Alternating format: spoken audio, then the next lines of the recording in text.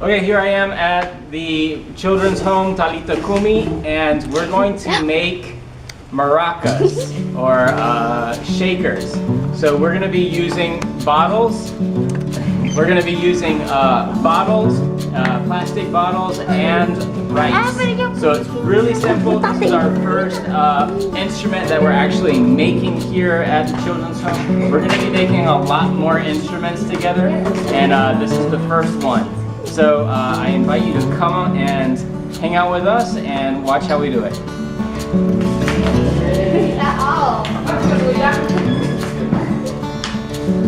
Okay, open.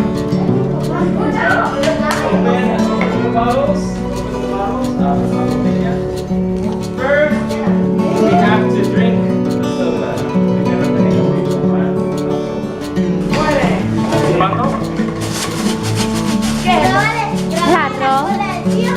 Arroz se dice rice. ¿Okay? Esto se llama embudo, en inglés funnel. Voy a poner un poco de arroz.